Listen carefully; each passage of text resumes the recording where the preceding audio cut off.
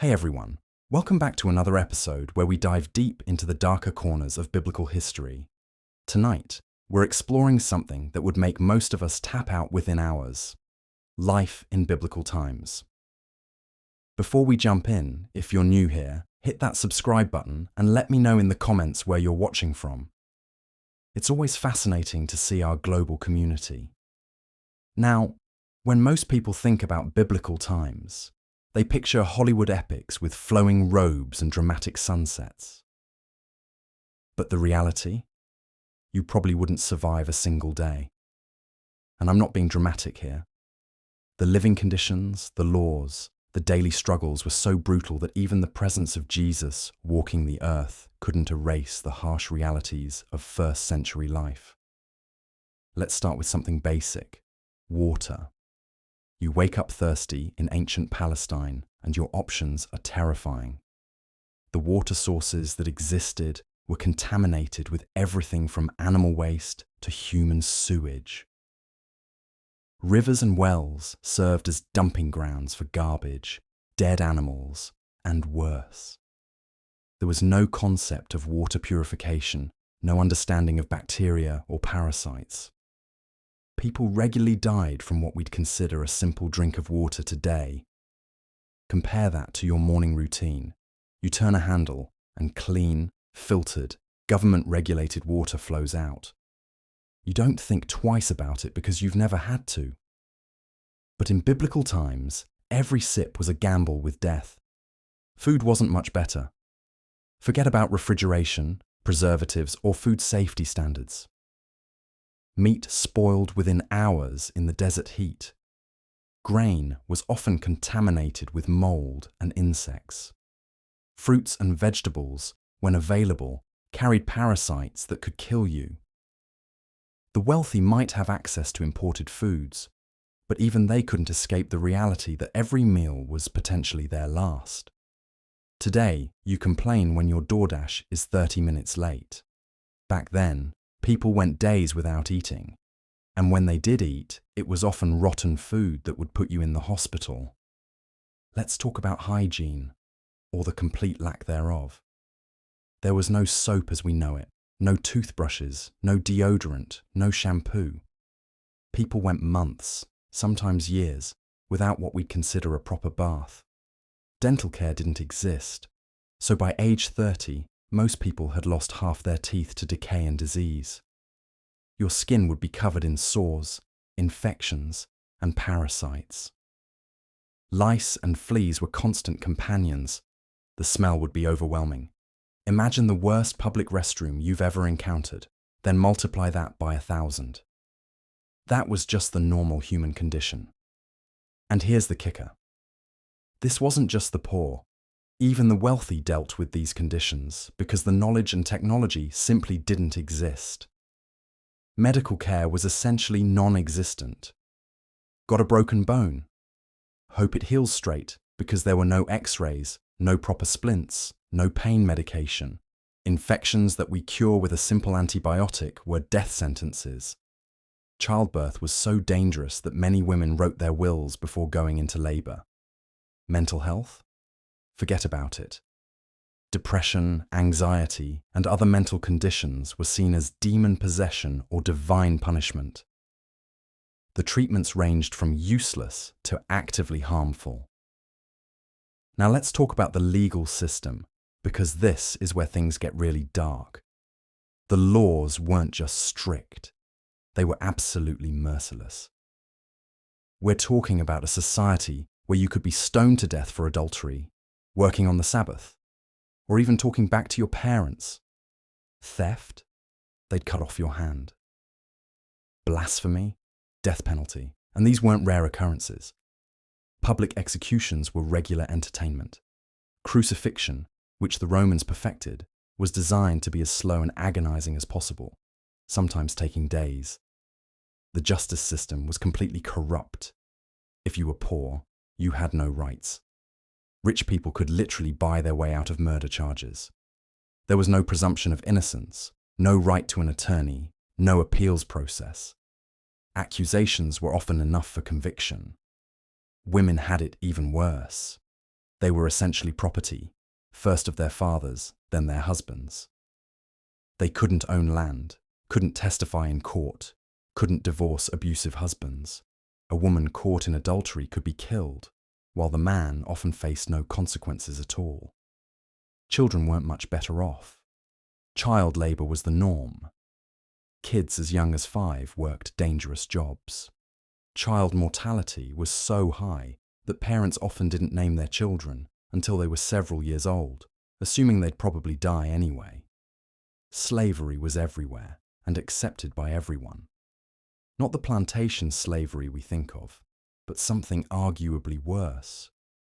People could be enslaved for debt, for being captured in war, or just for being born to the wrong parents.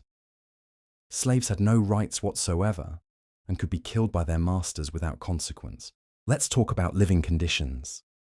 Most people lived in one-room houses made of mud brick with dirt floors. There was no privacy, no personal space. Extended families, livestock and storage all shared the same cramped area. The smell of human and animal waste was constant because there was no plumbing or sewage system. Cities were death traps. Jerusalem, one of the more advanced cities, was overcrowded, filthy, and disease-ridden. Streets were narrow and filled with garbage, human waste, and dead animals. Buildings collapsed regularly because there were no building codes or safety standards. The economic system was brutal. Most people were subsistence farmers who gave most of their crops to landlords as rent. A bad harvest meant starvation. There was no social safety net, no unemployment benefits, no welfare system. If you couldn't work, you died. Taxes were crushing. You paid taxes to Rome, to local rulers, to the temple. Tax collectors were basically legalized thieves who could take whatever they wanted. Many families lost everything to taxation and ended up as slaves. Even transportation was dangerous. Roads were filled with bandits, wild animals, and harsh terrain. A journey that takes us hours in a car could take weeks on foot, assuming you survived at all. And here's what really puts this in perspective. Even with Jesus physically present, performing miracles and preaching love, the world remained incredibly violent and unjust. The religious leaders who should have been examples of morality were often the most corrupt. The Romans who brought civilization were brutal oppressors. Jesus himself was executed by this system. His followers were persecuted, tortured, and killed. The early Christian communities lived in constant fear of arrest and execution. Having the Son of God walking among them didn't change the fact that life was nasty, brutish, and short. Today, we complain about traffic jams, slow Wi-Fi, and expensive coffee. We worry about our credit scores and social media likes, but our ancestors dealt with genuine life or death struggles every single day. They faced disease, starvation, violence, and oppression that would break most of us within hours. The next time you flip a light switch, turn on a faucet, or grab food from your refrigerator, remember that these simple acts represent technologies and systems that took thousands of years to develop. You're living better than the richest kings of biblical times ever dreamed possible. So yeah, you wouldn't survive a day in biblical times. None of us would.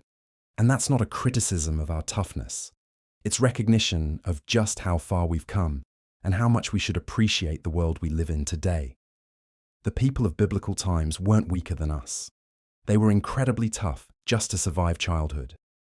But they lived in a world so harsh, so unforgiving, and so brutal that it would destroy us modern people almost instantly. The next time someone talks about the good old days, remind them that these weren't good days for anyone except maybe a tiny elite. And even they lived in constant fear of disease, violence, and political upheaval. We may have our problems today, but at least we don't have to worry about dying from a cup of water or being stoned to death for minor infractions. That's progress worth appreciating. Thanks for watching, and don't forget to like and subscribe if you want more deep dives into history's darkest chapters. Trust me, there's plenty more where this came from. Let's talk about justice and punishment in biblical times, because if you thought the living conditions were brutal, wait until you hear about what happened when you broke the rules. The legal system wasn't just harsh, it was absolutely merciless in ways that would make modern maximum security prisons look like luxury resorts. Picture this. You're walking through a typical town in ancient Palestine, and you witness something that would change your perspective on justice forever. A crowd has gathered in the town square, and there's a man tied to a wooden post. His crime? He stole a loaf of bread to feed his starving family. But instead of a fine or community service, he's about to receive 39 lashes with a whip embedded with bone fragments and metal pieces. The punishment was specifically designed to stop just short of the 40 lashes that would likely kill him. This wasn't considered cruel, this was standard justice. The thing about biblical-era law enforcement is that it operated on a completely different philosophy than what we know today. There was no concept of rehabilitation, no plea bargaining, no appeals process. Justice was swift, public, and designed to send a clear message to anyone else thinking about stepping out of line. The legal system was built around the principle of deterrence through fear, and it was incredibly effective at maintaining order through sheer terror. Let's start with theft, since it was probably the most common crime. In our world, if you steal something worth $50, you might get community service or a small fine. In biblical times, if you stole a sheep, which was worth roughly the same amount, relatively speaking, you had to pay back 4 sheep. If you couldn't pay, you became an indentured servant to the person you stole from until you could work off the debt. But here's the kicker. If you stole an ox, you had to pay back 5 oxen. Don't have 5 oxen? Congratulations, you and your entire family just became slaves. But that was just property crime. Violent crimes were handled with what they called the principle of lex talionis, an eye for an eye, a tooth for a tooth. This wasn't just a saying, it was literally how justice worked. If you knocked out someone's tooth in a fight, they would knock out yours. If you caused someone to lose an eye, you lost yours. If you killed someone, even accidentally, you died. There were no mitigating circumstances, no consideration of intent or mental state. The punishment matched the crime exactly, measured out with mathematical precision. Murder cases were particularly terrifying because of something called blood guilt. If someone in your family committed murder, the victim's family had the legal right to hunt down and kill not just the murderer, but potentially any male relative in retaliation. This created a system where entire families lived in fear because of one person's actions. The only escape was to flee to one of the designated cities of refuge. But even then, you had to stay within the city limits for the rest of your life. Leave even once, and the victim's family could legally execute you on the spot. Religious crimes were even worse. Blasphemy, which could be something as simple as saying God's name incorrectly or questioning a religious law, was punishable by stoning. And we're not talking about a quick death. Stoning was designed to be slow and agonizing. The condemned person would be taken outside the city, placed in a pit, and then the entire community would throw rocks at them until they died. It could take hours.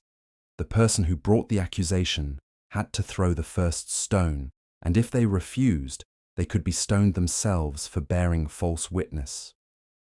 Adultery was another capital offense, but here's where the gender inequality becomes crystal clear.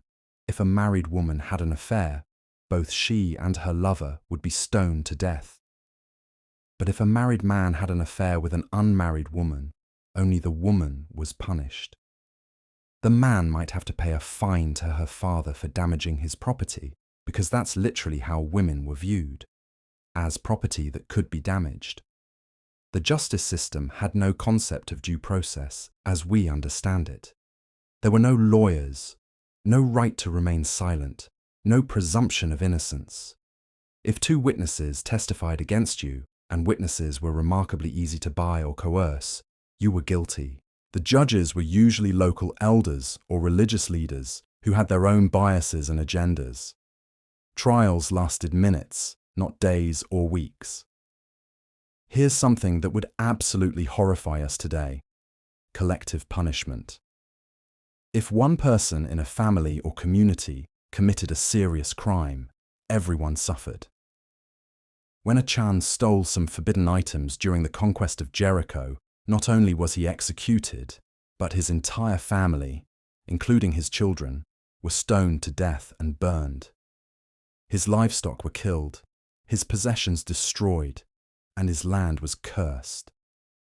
The Bible presents this as righteous justice.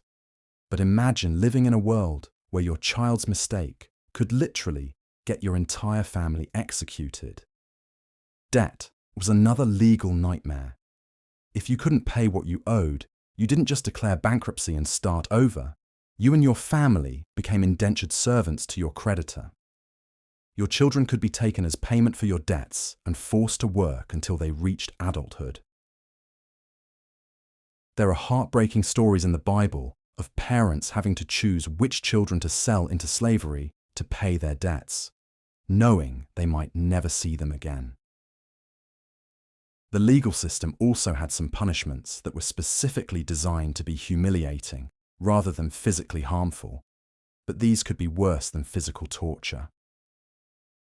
Public shaming was a common punishment, where the guilty person would be forced to stand in the town square while people mocked them, threw rotten food at them, and recounted their crimes loudly for everyone to hear. In a small community where your reputation was everything, this kind of social destruction could be a fate worse than death. Women had essentially no legal rights. They couldn't testify in court in most cases, couldn't own property, couldn't initiate divorce proceedings, and couldn't make legal contracts. If a woman was raped, the legal system was designed to protect men, not her. If she was unmarried and raped in the city, she could be stoned to death for not screaming loud enough to attract help, because obviously, if she didn't scream, she must have consented. If she was raped in the countryside where no one could hear her scream, she might be believed, but her rapist would just have to pay her father a bride price and marry her. Imagine being forced to marry your rapist as a legal remedy. Children had no rights whatsoever. Parents had absolute authority over their children, including the right to have them executed for disobedience. The Bible literally says that if you have a stubborn and rebellious son, you can take him to the city elders and have him stoned to death. There's no evidence this happened frequently, but the fact that it was legally permissible shows you how powerless children were. The enforcement of these laws was brutal and immediate. There were no police as we know them, but there were community enforcers who had the authority to arrest, judge, and punish criminals on the spot. If you were caught in the act of committing a crime, you could be executed immediately without any kind of trial. Justice was mob justice, sanctioned by religious law. Here's what really drives home how different this system was. There were crimes that don't even exist in our legal framework. Showing disrespect to your parents was a capital offense. Working on the Sabbath could get you stoned to death. Eating certain foods was a serious crime. Having sex during your wife's menstrual period was punishable by exile. These weren't just religious suggestions.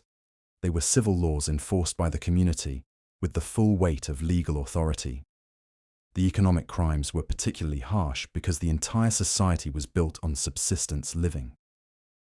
If you moved your neighbor's boundary marker to steal a few feet of their land, you weren't just committing fraud. You were potentially condemning their family to starvation. So the punishment was severe. You could lose your own land, be forced to pay massive restitution, and be publicly flogged. Even accidents had legal consequences that seem insane by our standards. If your ox gored someone to death and you knew the ox was dangerous, you could be executed along with the animal. If you dug a pit and someone fell into it, you were responsible for all their medical expenses and lost wages. If you started a fire that spread to someone else's property, you had to pay double the damages. The legal system was also incredibly corrupt, despite all the harsh punishments for crime. Judges regularly took bribes, witnesses perjured themselves for money, and the wealthy could literally buy their way out of almost any punishment. The Bible is full of warnings against corrupt judges and false witnesses, which tells you it was a massive problem. But if you were poor and couldn't afford to bribe your way out of trouble, the full weight of the law would crush you. There was also something called trial by ordeal, where guilt or innocence was determined by supernatural means. A woman accused of adultery might be forced to drink bitter water mixed with dust from the temple floor. If she got sick, she was guilty and would be divorced and shamed. If she didn't get sick, she was innocent. A person accused of theft might have to put their hand in boiling water and retrieve a stone. If their hand healed cleanly, they were innocent. If it became infected, they were guilty and would face punishment. The thing that makes all of this even more terrifying is that ignorance of the law was no excuse. The legal code was incredibly complex, with hundreds of specific rules covering everything from how to treat your slaves to what kind of fabric you could wear. But most people couldn't read, and there were no lawyers to explain the law to them. You were expected to know and follow every single rule, and if you broke one, even accidentally, you faced the full penalty. Even the concept of sanctuary was limited and conditional. Those cities of refuge I mentioned earlier, they only protected you if you killed someone accidentally. If the community decided your killing was intentional, they would drag you out of the city and execute you, and you had to make it to the city alive first, which meant outrunning the victim's relatives who were legally allowed to kill you on sight. The death penalty was used for crimes that we would consider minor infractions today: cursing your parents, practicing witchcraft, working on the Sabbath, committing adultery, being gay, worshipping other gods, all capital offences. And executions were always public spectacles designed to terrorize the community into compliance. Everyone was required to attend and participate, including children, so they would learn what happened to people who broke the rules. Here's the thing that really puts this in perspective. Jesus himself was executed under this legal system, and by the standards of the time, his trial and execution were completely legal and proper. He was accused of blasphemy and sedition, which were capital crimes, and he was given a trial before being executed. The fact that we now view his execution as the ultimate miscarriage of justice shows you how fundamentally different their concept of justice was from ours. So when you're complaining about getting a speeding ticket or having to appear in court for a minor offense, remember that you're living in a legal system that presumes your innocence, gives you the right to an attorney, allows you to appeal, and has punishments that are proportional to your crimes. In biblical times, you could be stoned to death for talking back to your parents, sold into slavery for stealing food, or executed on the spot for working on the wrong day of the week. The legal system of biblical times wasn't just harsh, it was designed to control every aspect of human behavior through fear and intimidation. It worked, in the sense that it maintained order, but at a cost in human suffering that we can barely comprehend. Every single day, you had to navigate hundreds of rules that could literally get you killed if you broke them.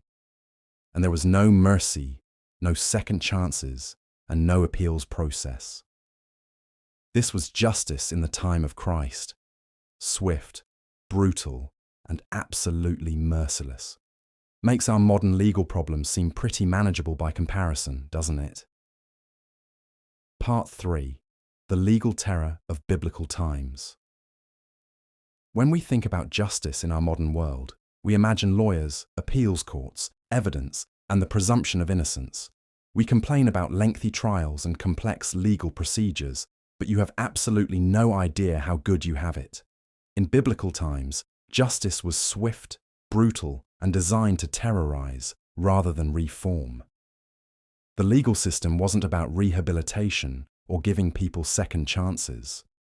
It was about making examples that would make others think twice before breaking the rules. Let's start with something simple. Imagine you're running late for work in ancient Israel, and in your haste, you accidentally knock over a merchant's pottery display. In our world, you'd probably exchange insurance information, maybe pay for damages, and move on with your life.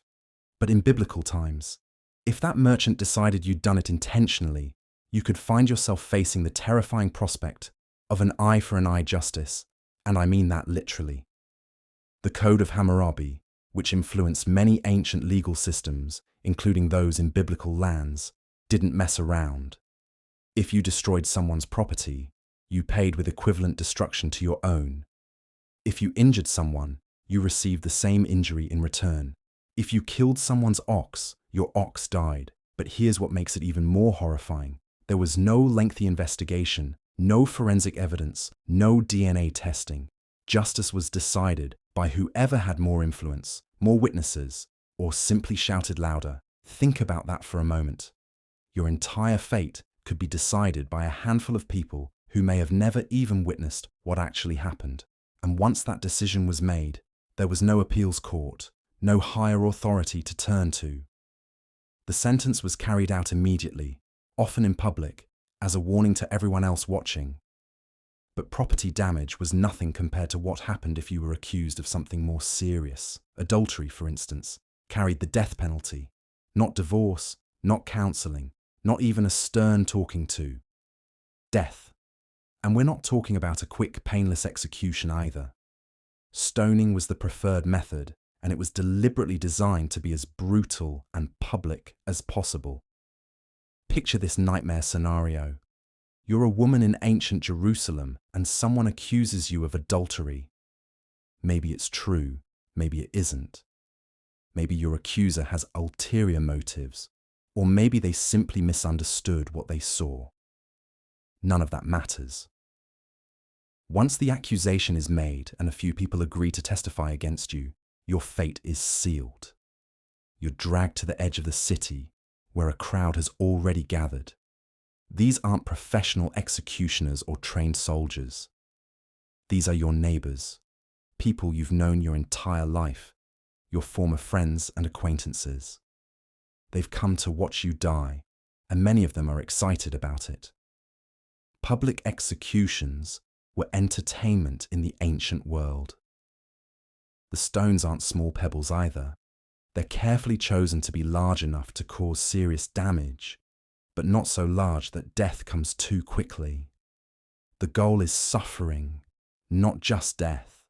The first stone strikes your shoulder, sending waves of agony through your body. The second hits your head, causing blood to stream down your face. But you're still conscious, still aware of what's happening.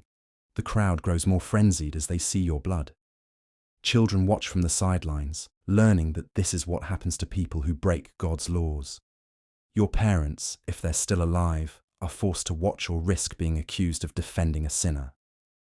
There's no mercy, no last-minute reprieve, no governor's pardon. You die slowly, painfully, publicly, as a warning to everyone else. And here's the truly terrifying part. The standards of evidence required for these death sentences were laughably low by modern standards. 2 or 3 witnesses were usually sufficient, regardless of their motives or reliability. There was no cross-examination, no investigation into potential bias, no consideration of circumstantial evidence. If enough people pointed fingers at you, you were guilty. But let's say you weren't accused of a capital crime. Let's say you were just caught stealing food because your family was starving. Surely the punishment would be more reasonable, right? Wrong. Theft could result in having your hand cut off, marking you for life as a criminal. Try explaining that to a potential employer or spouse. Try using that mangled stump to work and feed your family. Or maybe you were caught working on the Sabbath. Perhaps your child was sick and you gathered some herbs to try to help them. Perhaps you were so poor that you couldn't afford to lose a day's wages. Perhaps you simply forgot what day it was. None of those excuses mattered. Working on the Sabbath was a crime against God himself, and the punishment was death. The book of Numbers tells us about a man who was caught gathering sticks on the Sabbath. That's it, gathering sticks. Probably trying to build a fire to keep his family warm or cook a meal. When the people found him, they didn't know what to do with him, so they brought him to Moses. God's answer was clear and immediate: stone him to death. And they did. A man died for picking up sticks on the wrong day of the week. Now imagine living in a society where that level of surveillance and punishment was normal, where your neighbours were constantly watching for any sign that you might be breaking one of the hundreds of religious laws, where children were encouraged to report their parents for infractions, where mercy was seen as weakness and compassion was considered defiance of God's will. The legal system wasn't just harsh, it was designed to be psychologically terrorizing. Public punishments served multiple purposes. They eliminated the offender, yes, but more importantly, they traumatized everyone watching into absolute compliance. When you saw your neighbor's hand being cut off for stealing bread, you remembered that image every time you felt hungry. When you watched a woman being stoned to death for adultery, you thought twice about every interaction with the opposite sex. This wasn't accidental. Fear was the primary tool of social control in the ancient world. Without modern police forces, surveillance systems, or rehabilitation programs, societies had to rely on making the consequences of crime so horrible that people would police themselves out of sheer terror. And it wasn't just individual crimes that brought down this brutal justice. Entire families could be punished for the sins of one member. When Achan stole some items from Jericho, not only was he executed, but his entire family, including his children, were killed along with him. His sons and daughters died for their father's crime, their only guilt being related to the wrong person. Collective punishment was a feature, not a bug, of ancient justice systems. The idea was that if you knew your crimes would bring death and destruction to everyone you loved, you'd be much less likely to commit them. Imagine the psychological pressure of knowing that your moment of weakness or bad judgment could result in your children being stoned to death alongside you. But here's what made biblical justice even more terrifying than other ancient legal systems. It claimed divine authority. When a human king ordered an execution, you could at least tell yourself that the king might be wrong, that human judgment was fallible. But when the legal system claimed to represent God's will, there was no higher authority to appeal to, no hope that the system might be reformed, or that mercy might prevail. The priests and judges who administered this system weren't just enforcing human laws. They were carrying out divine commands. To question their judgment wasn't just challenging authority, it was challenging God himself, which was its own capital offense. Blasphemy, questioning religious authority, or even expressing doubt about the justice of a particular punishment could get you killed just as surely as the original crime. And let's talk about the role of witnesses for a moment. In our legal system, witnesses are questioned, their motives are examined, and their credibility is assessed. In biblical times, being a witness was often more about social standing than truth. The testimony of a wealthy man carried more weight than that of a poor man. The word of a man was worth more than the word of a woman. Slaves couldn't testify against their masters at all. This meant that justice was heavily tilted toward those with power and influence. If a rich merchant wanted to get rid of a competitor, all he needed was a couple of friends willing to testify that they'd seen the competitor breaking some religious law. If a powerful man wanted to take a poor man's wife, he could simply accuse the husband of adultery or blasphemy and have him executed. The system was ripe for abuse, and there was no recourse for the victims, no investigative journalism, no civil rights organizations, no appeals courts. Once the powerful decided you were guilty, you were dead, and everyone knew it, which made challenging authority even more dangerous. But perhaps the most psychologically devastating aspect of biblical justice was its unpredictability. The same crime might be punished with death one day and ignored the next, depending on the mood of the authorities, the social status of the offender, or the political climate. This uncertainty kept everyone in a constant state of anxiety. You never knew if today would be the day that someone decided to make an example of you.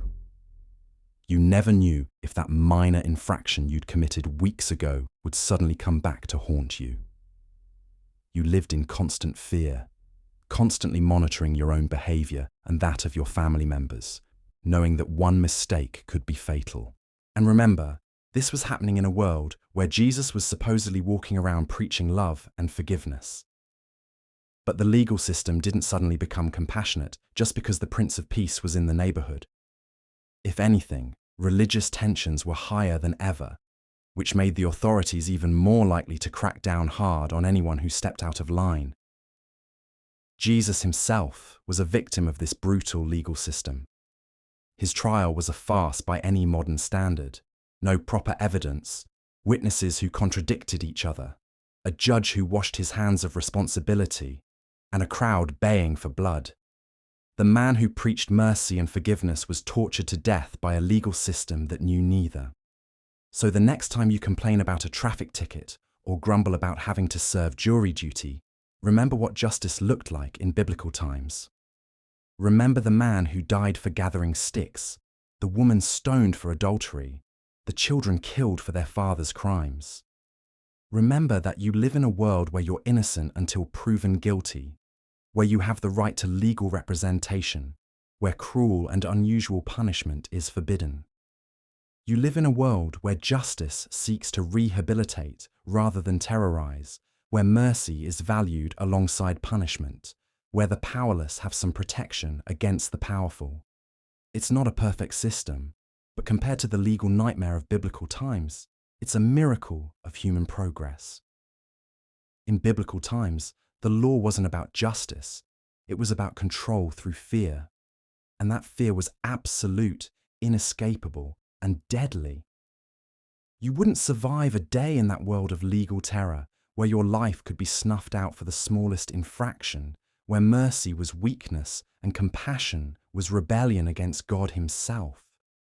The brutal reality is that biblical justice was designed to break the human spirit, to reduce people to cowering, terrified shadows of themselves. And for most people, it worked exactly as intended. The iron chains rattled against cold stone as another condemned soul was dragged towards their fate. In biblical times, the line between justice and brutality was razor thin, and crossing it meant facing a legal system that would make today's harshest critics of criminal justice reform weep with relief. You think modern courts are tough? Try living in a world where stealing a loaf of bread could cost you your hand, where blasphemy earned you a death sentence, and where the concept of innocent until proven guilty was about as foreign as indoor plumbing. The Hebrew legal system, codified in books like Leviticus and Deuteronomy, operated on principles that modern society would find absolutely barbaric. Take theft, for example. Today, you might get community service or a fine for shoplifting. In biblical times, if you stole an ox, you had to pay back 5 oxen. Steal a sheep? 4 sheep. Don't have the money? Congratulations, you're now a slave until you work off your debt. And if you were caught breaking into someone's house at night, the homeowner had the legal right to kill you on the spot, no questions asked. But theft was child's play compared to more serious offences. The death penalty wasn't reserved for murder or treason. You could be executed for adultery, homosexuality, cursing your parents, working on the Sabbath, or practicing witchcraft. The methods of execution were deliberately brutal, designed not just to end life, but to terrorize anyone thinking about breaking the law. Stoning was the most common method, a community affair where everyone participated in the killing. Imagine being forced to watch as your neighbor, your friend, maybe even your family member was pelted with rocks until their skull cracked open and their blood soaked into the dust. The process was methodical and horrifying. The condemned person would be taken outside the city gates because death made everything ritually unclean. They'd be stripped naked, adding humiliation to their final moments. The witnesses who had testified against them got the honor of throwing the first stones, aiming for the head to ensure a quick death. But quick was relative. If the first stones didn't kill immediately, the crowd would continue until the person was nothing more than a broken, bloody mess. And here's the truly chilling part. This wasn't considered cruel or unusual. It was considered necessary. The entire community participated because the crime was seen as a sin against God himself, a contamination that had to be violently purged before it could spread. Your execution wasn't just about you. It was about cleansing the entire society of your spiritual pollution. But stoning wasn't the only way to die. Burning was reserved for particularly heinous crimes, like a priest's daughter becoming a prostitute. The condemned would be tied to a stake, surrounded by wood and kindling, and set ablaze while still alive. The screams could be heard throughout the city, a reminder to everyone within earshot of what happened when you defied God's law. Some scholars believe burning victims had molten lead poured down their throats first, as a mercy. That's how brutal this world was. Having molten metal poured into your mouth was considered merciful. The sword was used for beheading, though this was often reserved for those with some social status. At least it was quick. Hanging existed, but not in the way you might think. People weren't hanged to kill them. They were killed first, then hanged as a public display. The corpse would dangle from a tree or post as a warning, slowly decomposing in full view of anyone passing by. The sight and smell served as a constant reminder of the price of disobedience. Now you might be thinking, surely they had fair trials, right? Surely innocent people weren't just randomly executed. Oh, sweet summer child. The biblical justice system had some protections in theory, but in practice, it was a nightmare of corruption, bias, and religious fanaticism. According to Mosaic law, you needed at least 2 witnesses to convict someone of a capital crime. Sounds reasonable, until you realize that witness was a very flexible term. Witnesses didn't need to see the actual crime. They just needed to testify that it happened.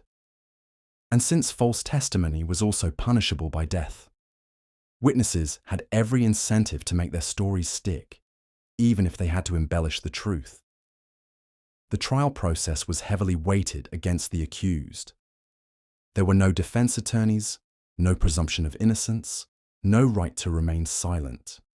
You were expected to defend yourself against trained judges and priests who already believed you were guilty. The proceedings were conducted in Hebrew, so if you were a foreigner or from a lower class that didn't speak the language fluently, you were out of luck. Religious crimes were particularly terrifying because they were so subjective. Blasphemy could mean anything from openly denying God to making a joke that someone interpreted as disrespectful. Idolatry could be as simple as owning a carved figurine that someone claimed represented a false god. Sabbath breaking could be gathering sticks, lighting a fire, or walking too far from your house. The story of the man found gathering sticks on the Sabbath perfectly illustrates the arbitrary nature of biblical justice. The Israelites found him collecting wood and brought him to Moses, who had to ask God what to do because the punishment wasn't immediately clear. God's response? Stone him to death for picking up sticks. On the wrong day of the week, women face particular horrors in this legal system. A woman accused of adultery could be subjected to the ordeal of bitter water, a primitive trial by poison described in Numbers. She'd be forced to drink a concoction mixed with dust from the tabernacle floor, while a priest pronounced curses over her. If she was guilty, the drink would supposedly cause her belly to swell and her thigh to rot. If she was innocent, nothing would happen. Of course, the psychological stress alone could easily cause physical symptoms that would be interpreted as proof of guilt. Virgin brides faced their own nightmare scenario. If a husband claimed his new wife wasn't a virgin, her parents had to produce evidence of her virginity. Literally, bloody bedsheets from the wedding night. If they couldn't, she would be stoned to death at her father's doorstep. The husband faced no consequences if he was wrong. The woman faced death if she couldn't prove her purity. Children had no rights whatsoever. The law explicitly stated that a stubborn and rebellious son could be brought before the elders and stoned to death if his parents testified against him. Imagine being a teenager in biblical times, knowing that one bad argument with your parents could literally be your last. The concept of proportional punishment existed in theory, the famous eye for an eye principle. But in practice, this often meant that punishments escalated far beyond what we'd consider reasonable. Injure someone's eye, and they could legally destroy yours. Kill someone accidentally, and you'd have to flee to a city of refuge and hope the victim's family didn't catch you first. Cities of refuge were supposed to provide sanctuary for accidental killers, but they were essentially prisons without walls. You could never leave, never see your family again, never return to your old life.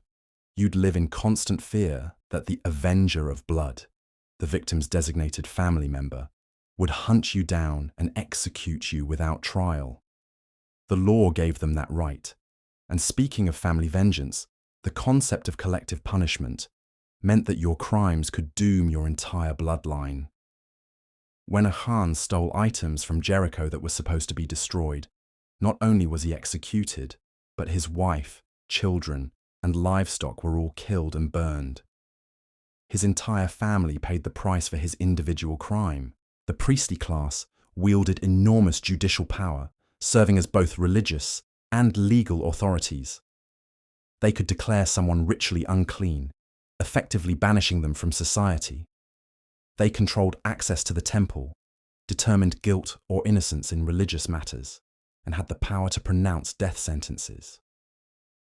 Since there was no separation between church and state, defying a priest was defying God himself. Corruption was inevitable in such a system.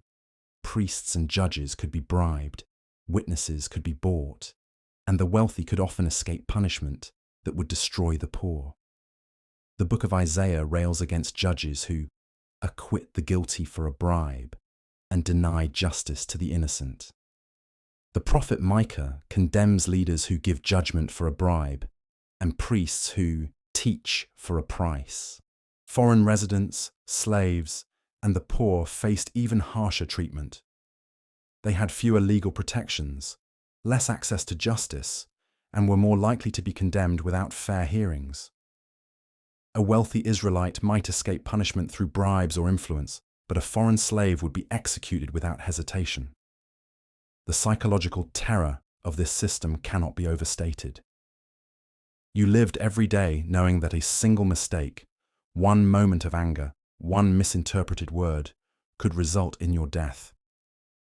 Children grew up watching public executions, seeing their neighbors stoned to death, hearing the screams of people being burned alive.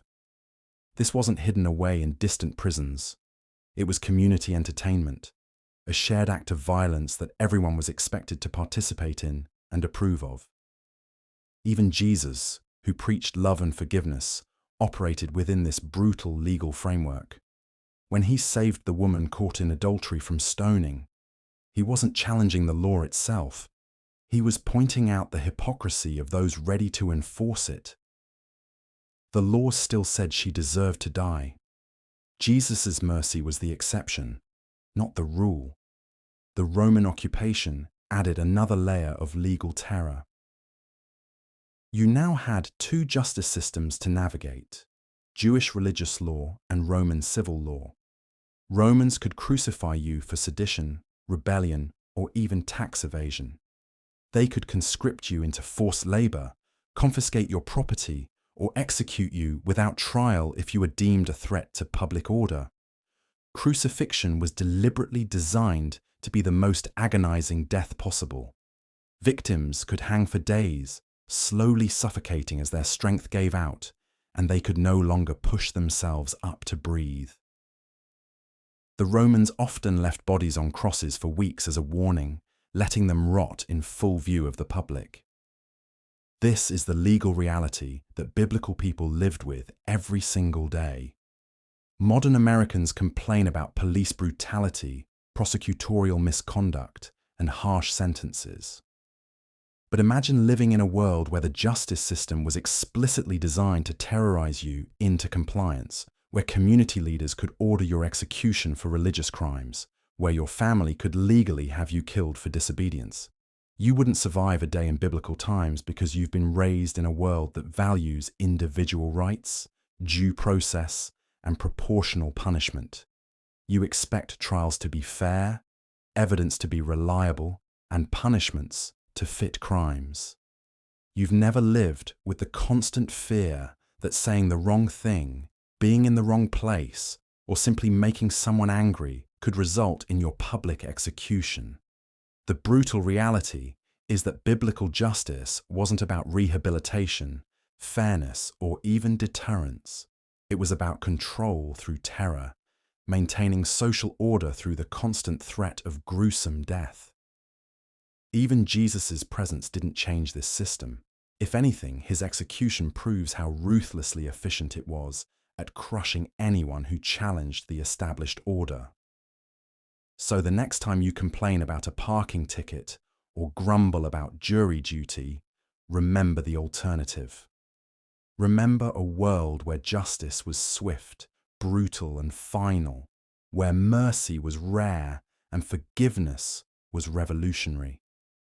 You live in a world where the law protects you. They lived in a world where the law was designed to destroy you. Life in biblical times was characterized by extreme physical hardships and brutal social conditions that would make survival nearly impossible for most modern Americans. Beyond the contaminated water, dangerous food, and primitive medical care, the legal and social systems created an environment of constant terror and oppression that even Jesus' presence couldn't fundamentally change. The justice system operated on principles of collective punishment and immediate retribution. When someone committed a crime, entire families could be held responsible and punished together. A father's theft might result in his children being sold into slavery. A woman's adultery could lead to her parents being publicly shamed and financially ruined. The concept of individual responsibility was secondary to maintaining social order through fear. Executions were designed to be as horrific and public as possible. Crucifixion wasn't just a method of killing, it was psychological warfare against the population. Victims were often left hanging for days as their bodies slowly shut down from exposure, dehydration, and blood loss. The Romans deliberately crucified people along major roads, so travelers would be forced to witness the agonizing deaths and think twice about rebellion. Stoning was equally brutal, but more participatory. The entire community was expected to throw rocks, starting with the accusers. The stones were carefully sized, large enough to cause serious injury but small enough to prolong the suffering. The victim would endure broken bones, internal bleeding, and crushing injuries while remaining conscious for as long as possible. Flogging with the infamous cat o' nine tails could easily be fatal on its own. The whip was embedded with metal fragments, bone chips, and glass that would tear flesh from the bone with each strike. Many prisoners died from blood loss and shock before their actual execution. Those who survived often suffered permanent nerve damage and disfigurement. Women faced additional layers of vulnerability in this system. They had virtually no legal standing and could be divorced by their husbands for something as minor as burning dinner. A divorced woman became a social outcast with no means of support, often forced into prostitution or begging to survive. Honor killings were not uncommon when families felt their reputation had been tarnished. Children were considered property and had no protections against abuse, abandonment, or being sold into slavery to pay family debts. Infanticide was practiced openly, especially for female babies or children born with disabilities. Child mortality rates exceeded 50%, with many dying from preventable diseases, malnutrition, or simple neglect. The economic system was designed to keep the poor in perpetual desperation. Taxes could consume up to 70% of a family's income, with separate levies for Rome, local rulers, religious authorities, and various municipal fees. Failure to pay resulted in immediate seizure of property, livestock, and family members who would be sold into slavery. Religious authorities wielded enormous power and showed little mercy. The Pharisees and Sadducees could order beatings, excommunication, or death for religious infractions. They controlled access to the temple, determined who could participate in religious life, and had the authority to declare someone ritually unclean, effectively making them a social pariah. Even Jesus' ministry operated within these harsh realities. When he cleansed the temple, he was risking immediate arrest and execution for disrupting commerce. His teachings about loving enemies and turning the other cheek weren't abstract philosophy. They were survival strategies for people living under brutal occupation. The very fact that he was ultimately crucified demonstrates how little tolerance the system had for any challenge to the established order. The crucifixion itself reveals the calculated cruelty of Roman justice. Jesus was first scourged until his back was raw meat, then forced to carry the instrument of his own death through the streets while crowds mocked his suffering. The nails were driven through his wrists and feet in locations designed to maximize pain while keeping him alive as long as possible. He hung there for hours, struggling to breathe as his body weight slowly suffocated him. This was the world that shaped daily life for ordinary people. Every interaction was governed by the knowledge that a single misstep could result in devastating consequences, not just for yourself, but for your entire family. The wealthy and powerful could literally get away with murder, while the poor faced death for stealing bread to feed their starving children. Modern Americans, accustomed to due process, individual rights, and social safety nets, would be utterly unprepared for such an environment. Our concepts of justice, mercy, and human dignity were largely unknown. Life was cheap, suffering was expected, and hope was a luxury few could afford. Even with Jesus walking among them, the fundamental structures of oppression remained unchanged, and the vast majority continued to live in fear, poverty, and desperation until their inevitably early deaths. You wake to the muffled silence that only fresh snow can bring. Through the cracks in your wooden shutters, a pale grey light filters in, casting everything in the same colourless hue as the overcast sky. The fire that burned last night has died to cold ash, and your breath forms small clouds in the frigid air of your one-room dwelling. This is winter in biblical times, and you're about to discover why survival was never guaranteed. The first shock hits you as your bare feet touch the dirt floor. The cold shoots up through your legs like needles, reminding you that floors made of packed earth offer no insulation from the frozen ground beneath. You reach for your outer garment, a rough woolen cloak that serves as both blanket and coat, but even wrapped in its scratchy embrace, the cold seems to seep through every fibre. Outside, the world has transformed overnight. What was yesterday a dusty, sun-baked landscape is now blanketed in snow that crunches underfoot with each step. The olive trees stand like skeletal sentinels, their branches heavy with ice that will likely kill this year's crop. In a subsistence economy where every olive, every grain of wheat matters, this isn't just inconvenient, it's potentially catastrophic. You're not alone in this struggle.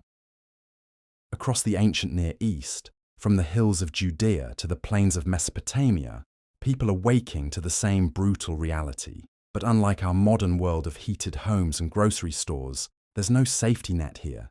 No emergency services, no weather forecasts, no backup plans. The water in your clay jars has a thin skin of ice on top. You'll need to break through it just to get a drink, and even then the water is so cold it makes your teeth ache. In our modern homes, we turn a handle and hot water flows instantly. Here, if you want warm water, you'll need to restart that fire, assuming you have enough fuel to spare. Wood is precious in this largely deforested landscape. The great cedars of Lebanon are reserved for kings and temples, not peasant hearths. You make do with dried dung, thorns, and whatever scraps of wood you can gather. But in winter, even these humble fuels become scarce and expensive. Every piece of dung that might warm your home is a piece that can't fertilize next year's crops. It's a cruel mathematics of survival. Your stomach growls, reminding you of another harsh reality. The food you've stored for winter, dried figs, olives, grain, must last until spring. There's no resupply coming. No caravans will brave the mountain passes in this weather. The markets in nearby towns have likely shut down, their vendors huddled in their own homes, trying to survive. You ration out a small portion of barley for the morning meal. In summer, you might have fresh vegetables, fruit, even fish if you live near the Sea of Galilee. But winter meals are monotonous affairs. Grain porridge, perhaps flavored with a few dried herbs, if you're fortunate. The wealthy might have preserved meat, but for most people, protein comes from whatever small animals they can catch, or the occasional egg from their chickens, if the cold hasn't killed them. Speaking of animals, you hurry to check on your livestock. In biblical times, animals weren't just possessions, they were lifelines. A goat provides milk, a donkey carries loads, sheep give wool, and occasionally meat. Losing an animal to the cold could mean the difference between poverty and destitution. You find your goat shivering in its makeshift shelter, a lean-to that offers little protection from the wind. Ice crystals have formed on its whiskers, and its warm breath creates small clouds in the frigid air. You share your meager shelter with your animals, not out of sentiment, but out of necessity. Their body heat helps warm your dwelling, and your protection helps ensure they survive to see spring. But survival isn't just about staying warm and fed. In the biblical world, winter brought unique dangers that would terrify modern sensibilities. Travel becomes treacherous, sometimes impossible. The Roman roads, marvels of engineering in their day, become ice-slicked death traps. Mountain passes fill with snow, cutting off entire communities for months. If you're a merchant, your livelihood stops. If you're a craftsman who depends on materials from elsewhere, you're out of work. If you're sick and need a physician from another town, you might simply have to hope you recover on your own. The isolation is profound in ways we can barely imagine. No communication with the outside world, no news, no help coming. Entire families could perish in their homes, and their neighbors might not discover the tragedy until spring revealed the grim evidence. Disease flourishes in these conditions. Cramped living spaces, where entire families huddle together, become breeding grounds for illness. A simple cold, easily treatable in our modern world, could develop into pneumonia with no medical intervention available.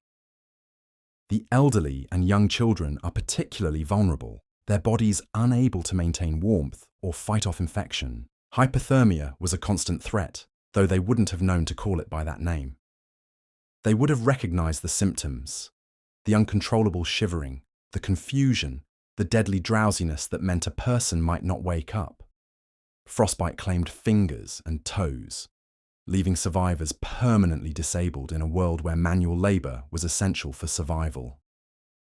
The psychological toll was equally brutal. Seasonal affective disorder wasn't a clinical diagnosis, but the depression that comes with long, dark, cold days was a real and debilitating condition. With no artificial lighting beyond small oil lamps, expensive to maintain, people lived by the rhythm of the sun.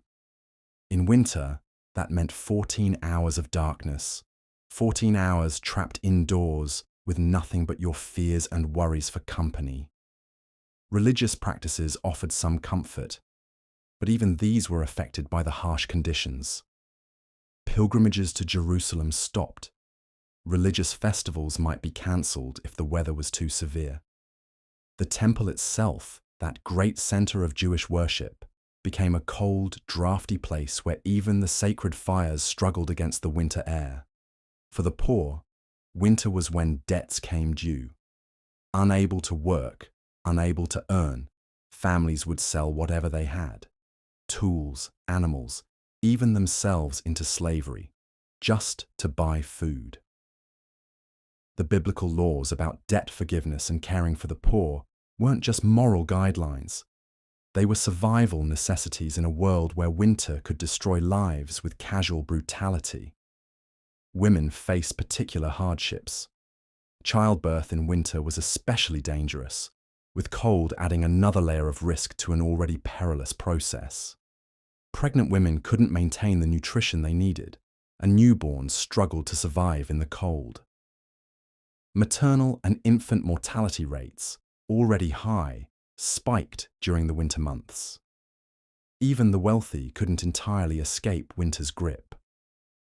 Their homes might be larger and better supplied, but they were still made of stone and mud brick, with no central heating.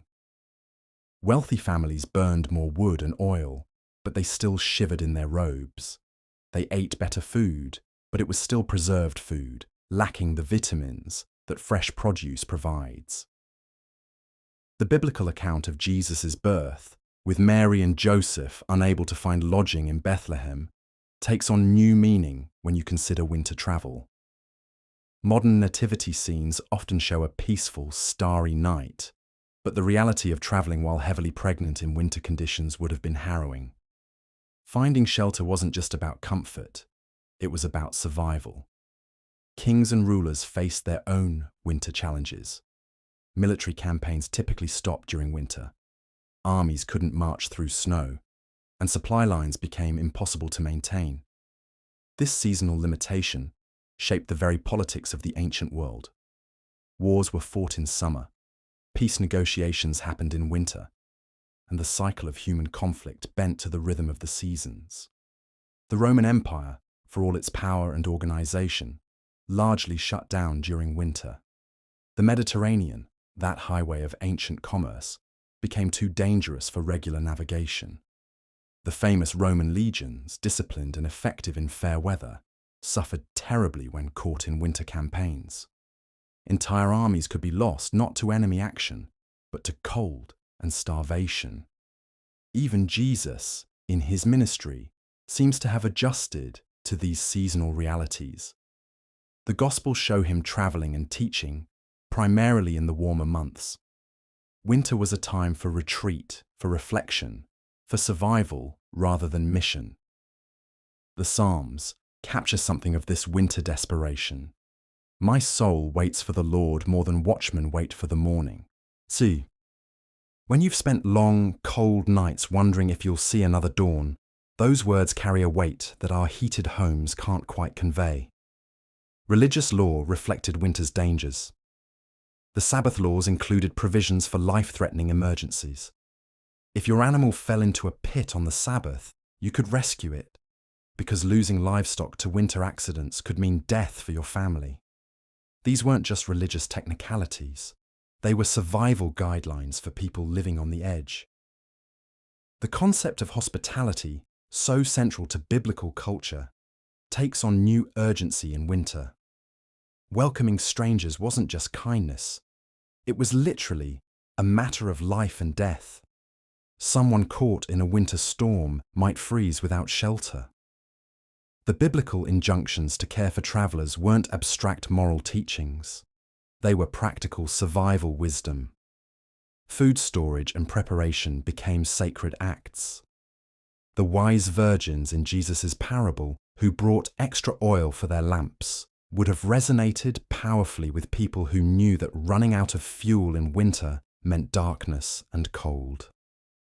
The parable of the rich man building bigger barns to store his grain would have hit differently for people who understood that grain stores were the only thing standing between them and starvation. Even death was affected by winter. Bodies couldn't be buried in frozen ground, so they had to be stored until spring, a grim reminder of winter's power to disrupt even the most basic human rituals. Mourning customs had to adapt to seasons when gathering for funerals might risk the lives of the mourners. The biblical emphasis on community support wasn't just spiritual guidance, it was practical necessity. When winter came, survival depended on neighbors helping neighbors, on sharing scarce resources, on collective action against collective threats. The early Christian communities, sharing goods in common, were partly responding to these harsh realities of ancient life. Modern archaeology has revealed the brutal truth of biblical winters. Excavations show that malnutrition spiked during winter months. Infant mortality rates climbed. Evidence of violence increases. Desperate people sometimes turn to desperate measures. The biblical warnings about the poor, the widow, and the orphan weren't abstract calls for charity. They were recognitions of who was most likely to die when winter came. Yet somehow, people endured. They developed strategies, traditions, and support systems that allowed communities to survive. Extended families pooled resources. Religious communities shared food stores. Wealthy families took in servants and workers, providing shelter in exchange for labor. These weren't just social customs, they were survival technologies, evolved over generations of harsh winters. The biblical calendar itself reflects this winter struggle. Religious festivals were timed partly around seasonal needs. Harvest festivals came when food was abundant and needed to be preserved. Winter festivals provided community support during the hardest months. The timing wasn't accidental. It was survival planning disguised as religious observance. As you huddle in your biblical era dwelling, listening to the wind howl outside and feeling the cold seep through every crack in the walls, you begin to understand why spring was seen as a resurrection, why harvest festivals were times of profound gratitude, why the metaphor of God as shepherd resonated so deeply with people who knew what it meant to depend on protection from forces beyond their control. The sun, when it appeared, wasn't just light, it was life itself. The return of warmth wasn't just comfort, it was salvation. Every day survived was a victory, every spring reached was a miracle. This was the world that shaped the biblical understanding of dependence on divine providence, of community responsibility, of the precious fragility of life. When Jesus spoke of God clothing the lilies of the field and feeding the birds of the air, he was speaking to people who knew that food and clothing were never guaranteed, that survival was always in question. Winter in biblical times wasn't just a season, it was a test of faith, endurance, and community. It was a reminder that human life hangs by the slenderest of threads, and that survival depends not just on individual effort, but on collective care, divine mercy, and the hope that spring will come again. As the snow continues to fall outside your ancient dwelling, and the cold creeps deeper into your bones, you understand why the biblical writers saw life itself as a gift, why they emphasized caring for the vulnerable, why they spoke of hope in terms of seasons changing and life returning to what seemed dead. You wouldn't survive a day in biblical times, not because you lack courage or strength, but because survival required a lifetime of knowledge, community support, and resources that took generations to accumulate. It required accepting a level of risk and uncertainty that would paralyze most modern people. Every person who lived through winter in biblical times was a survivor of something that would terrify us today. They were tougher than we can imagine, more resourceful than we can comprehend, and more grateful for simple things like warmth and food than our abundance-trained minds can fully appreciate. The next time you adjust your thermostat or grab something from your well-stocked refrigerator, remember the people who survived without these miracles. Remember the mothers who kept their children alive through winter nights with nothing but body heat and prayer. Remember the fathers who rationed food so carefully that their families made it to spring. Remember the communities that shared everything, because sharing was the only way anyone survived.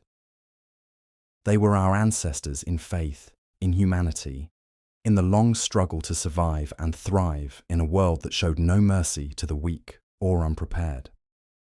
Their stories, preserved in ancient texts and archaeological remains, remind us that every day above ground, every warm meal, every safe night's sleep is a gift beyond price. Winter in biblical times was the great equalizer, the season that reminded everyone, from king to slave, that human life is fragile, precious, and dependent on forces beyond our control. It taught humility, encouraged community, and fostered a kind of gratitude that our comfortable lives rarely demand. As you finally drift off to sleep in your ancient dwelling, the last sound you hear is the wind outside, carrying with it the voices of countless ancestors who faced this same cold, this same uncertainty, this same fundamental question: will we see another spring? Most of them did. Against all odds, through countless harsh winters, they endured. They survived so that we could be here today, warm and safe, and largely ignorant of just how brutal life could be. Sleep well, knowing that you're the descendant of survivors, the heir to a legacy of endurance that stretches back through millennia of harsh winters and uncertain springs. And when you wake tomorrow to your heated home and abundant food, maybe spare a thought for those who weren't quite so fortunate, who faced the biblical winter with nothing but faith, community, and the unshakable hope that somehow, some way, spring would come again. Part 7. The Frozen Fields of Justice, Law and Order in Biblical Winter. Let's continue our harrowing journey through biblical times, where we've already witnessed the brutal realities of contaminated water, spoiled food, and primitive medical care. Now imagine facing all of these horrors while also navigating a legal system so harsh and unforgiving that a single misstep could cost you everything: your family, your limbs, or your life. Picture yourself trudging through the muddy streets of ancient Jerusalem during the rainy season, when the primitive drainage systems overflow and waste mingles with drinking water. You're already weakened from months of eating questionable preserved foods, your stomach constantly churning from parasites you can't even see. Your child has been coughing for weeks, what we might recognize today as pneumonia, but which the local healers treat by burning herbs and offering prayers. Then disaster strikes.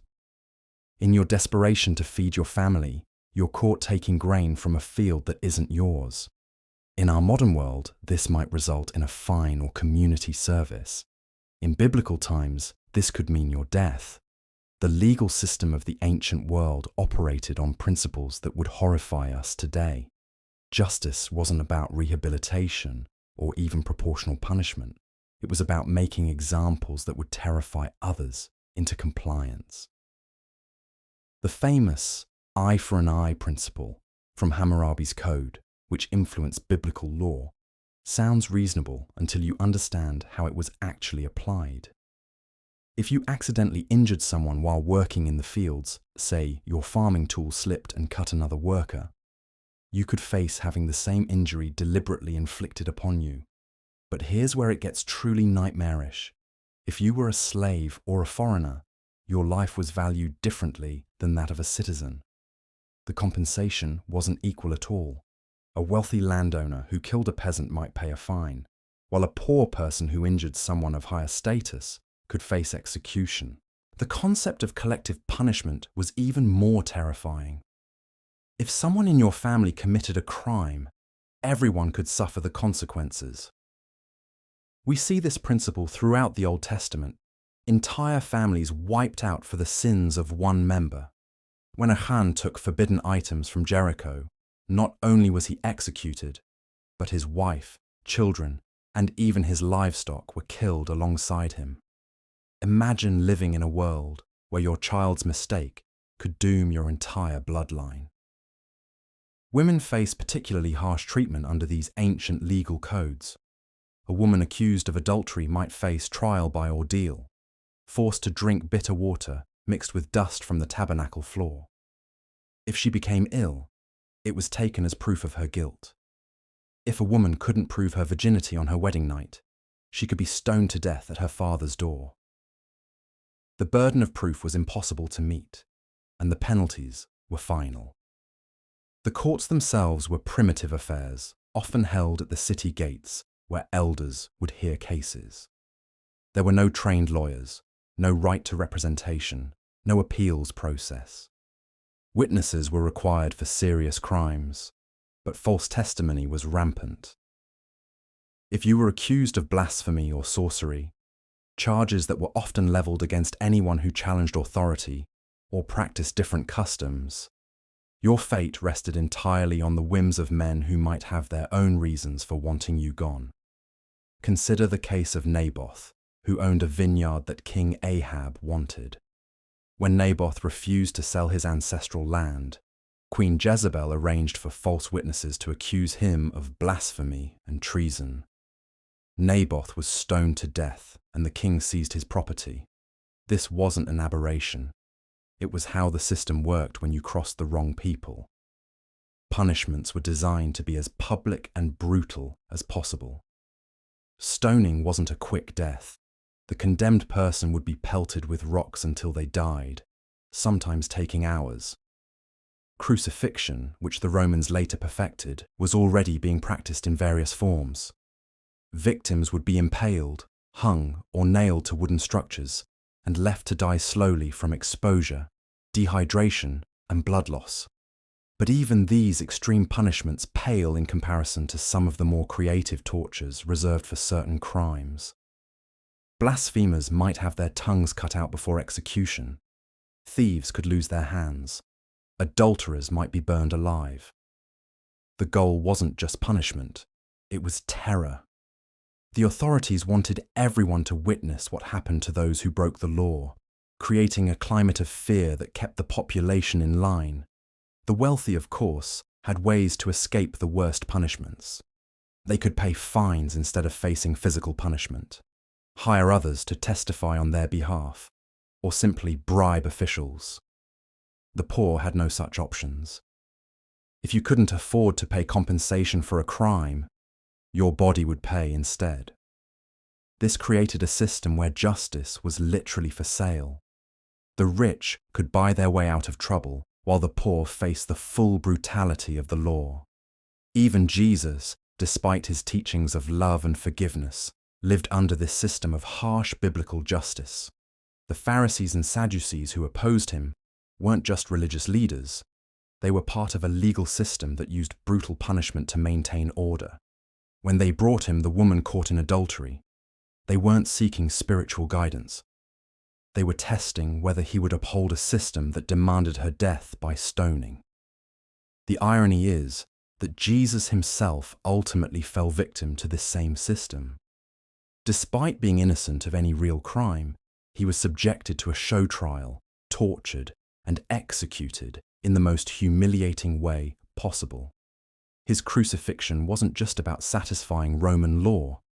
It was about sending a message to anyone else who might challenge the established order.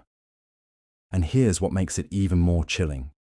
This system wasn't seen as corrupt or unjust by the standards of the time. It was considered divinely ordained. People believed that harsh punishment was necessary to maintain God's favor and keep society from descending into chaos. The suffering wasn't a bug in the system. It was a feature. Living under these conditions meant that every interaction carried potentially deadly consequences. A dispute with a neighbor over property lines could escalate into accusations of theft. A comment questioning religious authority could be twisted into blasphemy. Even helping someone of a different tribe or religion could be seen as treason against your own people. The psychological toll was immense. People lived in constant fear, not just of actual criminals, but of the justice system itself. Parents had to teach their children that a single mistake could doom the entire family. Communities were torn apart by suspicion and the knowledge that anyone might turn informant to save themselves. This is the world that biblical figures inhabited, not the sanitized version we often imagine, but a place where justice was swift, brutal, and often arbitrary, where the powerful could literally get away with murder while the powerless could be executed for stealing bread, where religious law and civil law were indistinguishable, and both were enforced through violence and terror. So the next time you read about biblical times, remember that behind every story of faith and redemption lies this backdrop of institutionalized brutality. The people who chose to follow principles of love and forgiveness weren't doing so in a vacuum. They were making those choices in direct opposition to a system designed to crush the human spirit through fear. Our modern concepts of due process, proportional punishment, and equal justice under law would have been incomprehensible to people living in biblical times. We may complain about our legal system's flaws, but we live in a world where justice is at least theoretically blind, where punishment is meant to fit the crime, and where mercy is seen as a virtue rather than a weakness. The next time you face legal troubles, a traffic ticket, a contract dispute, or even something more serious, remember that you live in a time when you have rights, when you can expect a fair hearing, and when the penalty is unlikely to involve public torture or the execution of your entire family. The distance between our world and theirs isn't just measured in years. It's measured in the countless acts of courage by people who chose to build something better than the brutal systems they inherited. As we venture deeper into the harsh realities of biblical times, we must confront a truth that would shake modern sensibilities to their core. The concept of divine justice was not merely spiritual, it was immediate, physical, and often devastating. In this unforgiving world, God's wrath could manifest through natural disasters that would obliterate entire communities without warning, leaving survivors to wonder what transgression had brought such calamity upon them. The very ground beneath your feet was treacherous. Earthquakes could swallow cities whole, as happened when Korah challenged Moses' authority. The earth literally opened its mouth and consumed the rebels along with their families and possessions. This wasn't metaphorical judgment. It was geological terror that demonstrated the absolute sovereignty of the divine. Modern seismologists would explain tectonic shifts and fault lines, but to biblical peoples, such catastrophes were unmistakable signs of heavenly displeasure. Fire from heaven was another instrument of divine retribution that could strike without mercy. Sodom and Gomorrah became eternal cautionary tales, their destruction so complete that archaeologists still debate their exact locations. Sulfur and brimstone rained from the sky, turning fertile valleys into wastelands of salt and ash. The very air became toxic, creating an environment so hostile that nothing could survive.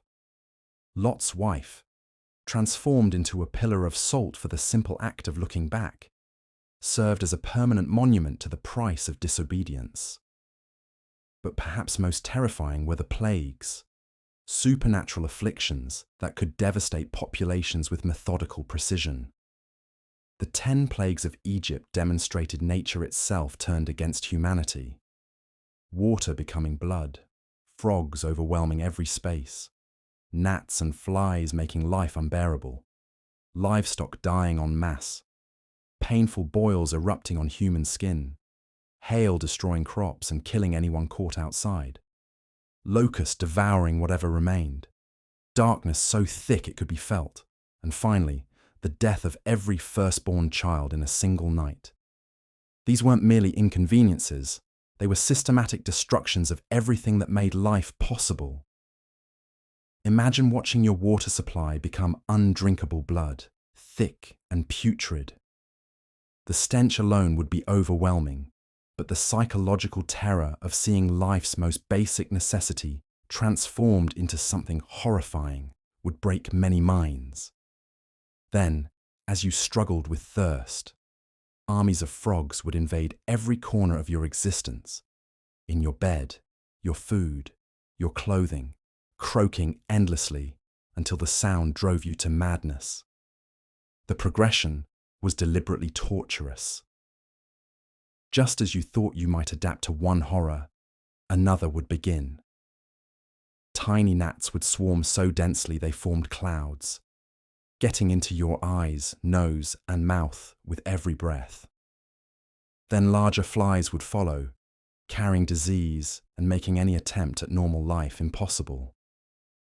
Your livestock, your wealth, your food source, your means of survival would begin dying mysteriously, their carcasses rotting in the fields, while you wondered if your family would starve. When painful boils erupted across your skin, you'd realize that your own body had become a battlefield in this divine war. The agony would be constant, the sores weeping and infected, making sleep impossible and movement excruciating. Egyptian magicians who had initially matched Moses' early miracles found themselves helpless victims, unable even to stand before Pharaoh due to their afflictions. Then the sky itself would become your enemy. Hail mixed with fire would pound the earth with supernatural fury, each stone capable of killing instantly. The very air would burn while ice destroyed everything below. Any servant or animal left outside would die, not from accident, but from defying the warning to take shelter. The psychological impact of weather turned weapon would shatter any remaining sense of security. The locusts that followed would consume everything the hail had spared. These weren't ordinary insects, but a supernatural swarm that devoured every green thing, stripping trees bare and eating crops down to stubble. The sound of their feeding would be deafening, their sheer numbers blocking out the sun. When they finally departed, they'd leave behind a landscape more barren than any desert, ensuring that even if the other plagues ended, famine would continue their work. But the darkness that came next was perhaps the most psychologically devastating. This wasn't merely the absence of light, it was a darkness so thick it could be felt, so oppressive that people couldn't move from where they sat. For 3 days, Egypt experienced a supernatural night that no fire could penetrate, no lamp could illuminate. The very concept of vision became meaningless as this divine darkness pressed down like a living thing, suffocating hope itself. And finally, the death of the firstborn. A plague so precisely targeted it spared no Egyptian household while leaving Hebrew families untouched. In a single night, every family from Pharaoh's palace to the poorest dungeon would lose their eldest child. The wailing that rose from Egypt that night must have been heard for miles, a symphony of grief that marked the complete breakdown of a civilization. These supernatural disasters weren't random acts of divine caprice. They followed a terrifying logic. Each plague systematically dismantled Egyptian society, attacking their gods, their economy, their health, their environment, and finally their future through their children. The Nile, worshipped as a god, became undrinkable blood. Frogs, sacred to Heket, the goddess of fertility, became instruments of torment. The sun god Ra was blotted out by supernatural darkness. Every plague demonstrated the powerlessness of Egyptian deities against the God of the Hebrews. Living through such divine judgment would have been an exercise in helpless terror. Modern people struggle with natural disasters that last hours or days, but these supernatural afflictions continued for months, each one building on the psychological trauma of the last. The knowledge that invisible divine forces were systematically destroying your world would drive many to madness. Sleep would become impossible, not just due to physical discomfort, but from the constant fear of what horror might manifest when you woke. Even those who survived would carry permanent scars. The smell of blood would forever trigger memories of the Nile's transformation. The sound of frogs croaking would bring flashbacks to homes invaded by amphibian armies. Every insect bite would recall the agony of supernatural boils. Every thunderstorm would echo the terror of fire and hail from heaven. Every moment of darkness would threaten to become that suffocating supernatural night. The psychological warfare was as devastating as the physical destruction. These plagues didn't just attack bodies, they attacked the very foundations of reality. When the natural world becomes your enemy, when the elements themselves turn against you, the human mind struggles to maintain any sense of order or safety. The randomness we fear in natural disasters was replaced by something far more terrifying: the knowledge that an infinite intelligence was methodically dismantling your existence.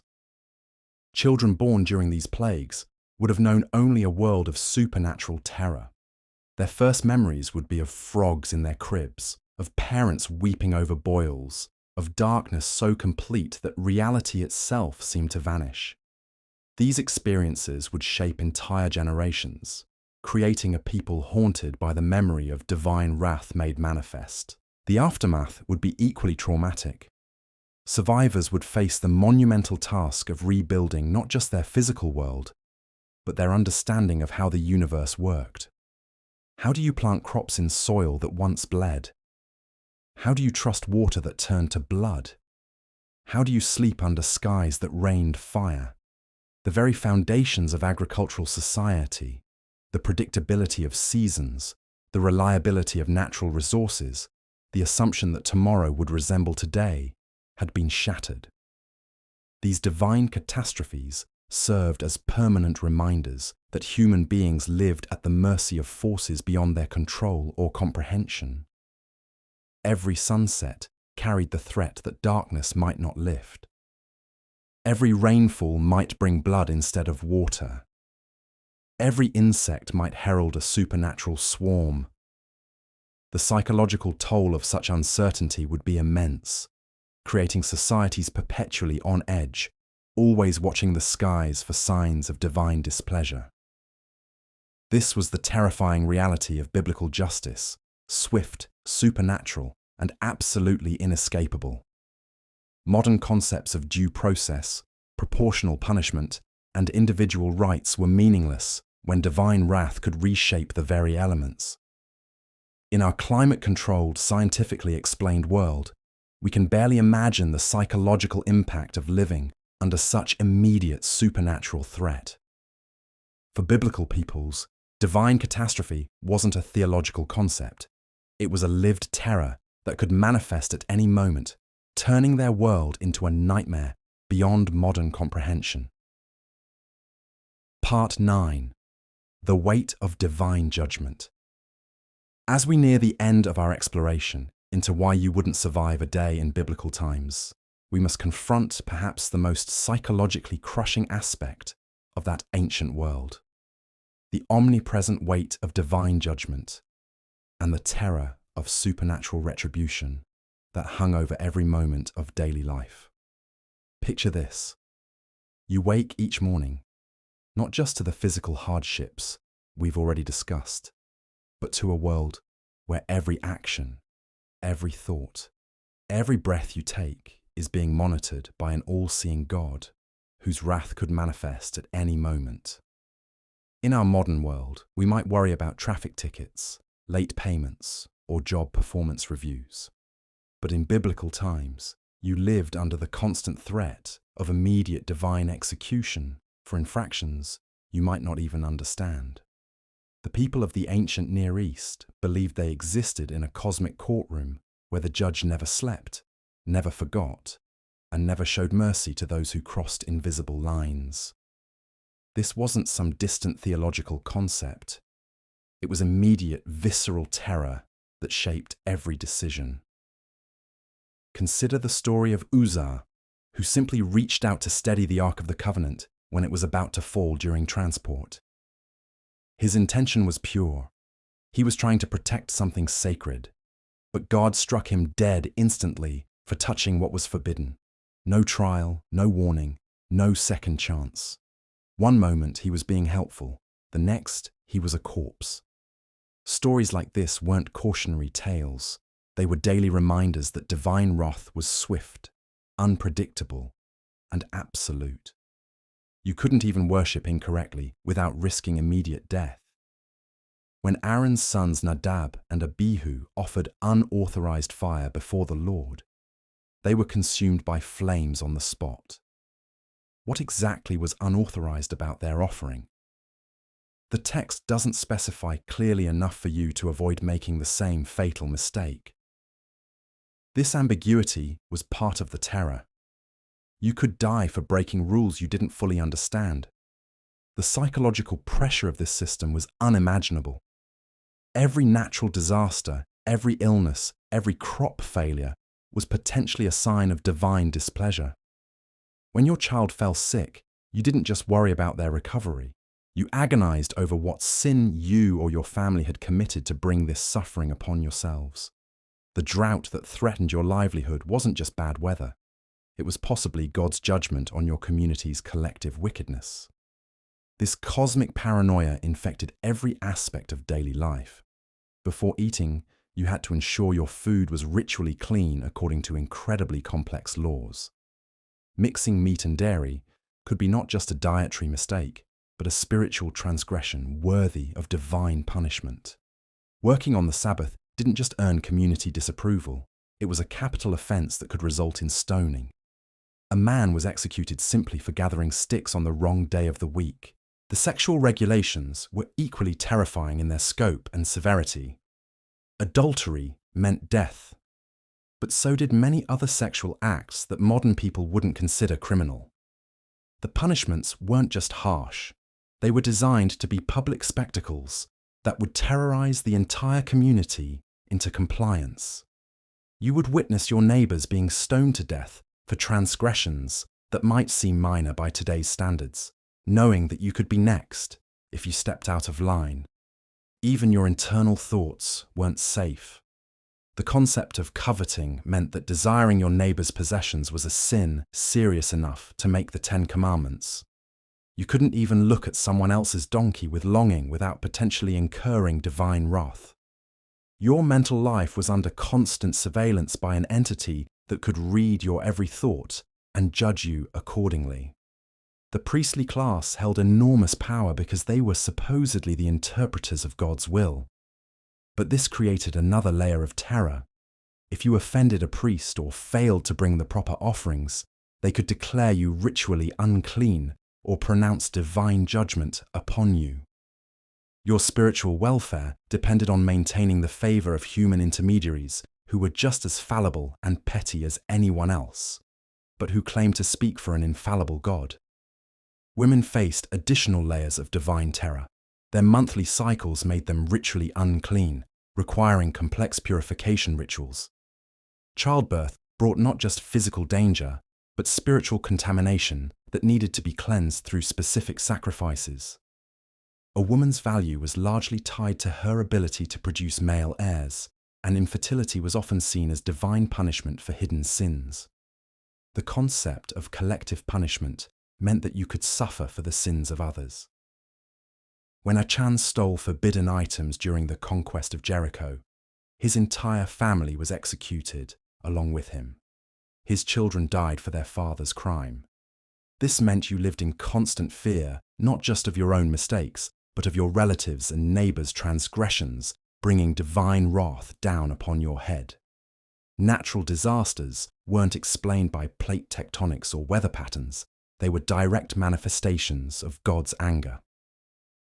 When earthquakes struck, when floods destroyed crops, when plagues swept through communities, the survivors didn't just grieve their losses. They desperately searched their souls, and their communities for the sins that had provoked divine retribution. The psychological burden of believing that human suffering was always deserved and always connected to moral failings was crushing. The sacrificial system itself was a constant reminder of divine wrath.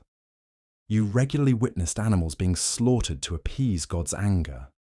The blood, the burning flesh, the elaborate rituals, all served as visceral reminders that death was the penalty for sin and that only constant sacrifice could postpone divine judgment. You lived your entire life surrounded by the smell of burning offerings and the sight of spilled blood, all in the name of keeping an angry God satisfied. Even success and prosperity brought terror. If things were going too well, you might worry that you were being set up for a fall like Job, whose blessings were stripped away to test his faith. Happiness itself became suspect because it might indicate that you weren't taking your spiritual obligations seriously enough. The religious calendar was packed with festivals and observances, each with its own complex rules and requirements. Missing one or performing it incorrectly could bring divine punishment. The Day of Atonement was particularly terrifying because it was when the entire community's sins for the year were supposedly dealt with. If the rituals weren't performed perfectly, the whole nation could face divine wrath. Children grew up in this atmosphere of religious terror. They learned to fear God not just with reverence, but with genuine terror of immediate, violent death for infractions they might not understand. Childhood innocence was quickly replaced by anxious vigilance about spiritual compliance. Parents lived in fear that their children's natural curiosity and rebellion might provoke divine punishment. The legal system reflected this divine terrorism. Many crimes were punishable by death because they were seen as offences against God rather than just violations of human law. The community was required to participate in executions, making everyone complicit in the system of religious violence. You couldn't remain neutral or abstain from the brutal enforcement of divine law. Even the promise of divine blessing came with terror, because it was always conditional and could be revoked at any moment. The covenant relationship with God was described in terms that modern people would recognize as abusive. Obey perfectly and receive blessings. Step out of line and face immediate, devastating punishment. There was no grace period, no system of appeals, no mercy for honest mistakes. This constant state of religious anxiety created a population that was psychologically primed for authoritarian control. When you believe that absolute submission to divine authority is the only way to avoid catastrophic punishment, you become incredibly susceptible to human leaders who claim to represent that authority. The line between divine command and human manipulation became dangerously blurred. The isolation this created was profound. You couldn't express doubts or questions about the system without risking being labeled a blasphemer worthy of death. Your inner spiritual struggles had to remain hidden because admitting uncertainty or fear could be seen as lack of faith, deserving punishment. The community that was supposed to provide support instead became a network of mutual surveillance and potential accusation. For all the talk of God's love and mercy in some biblical texts, the day-to-day reality for most people was dominated by fear of divine wrath. The God of the Old Testament was portrayed as jealous, angry, and quick to punish. His love was conditional and his mercy unpredictable. You served him not primarily out of affection, but out of terror of what would happen if you didn't. This psychological environment would be utterly alien and unbearable to most modern people. We've grown accustomed to religious freedom, to the separation of church and state, to the idea that our private thoughts and consensual adult behaviors are our own business. The concept of living under constant surveillance by an entity that could execute you at any moment for infractions you might not even understand would be psychologically devastating. The weight of divine judgment in biblical times wasn't just a theological concept. It was a crushing psychological burden that shaped every aspect of human existence. It created a culture of fear, suspicion, and desperate compliance that would be recognizable to anyone who has lived under totalitarian rule. The difference was that this totalitarian was invisible, omnipresent, and supposedly infallible.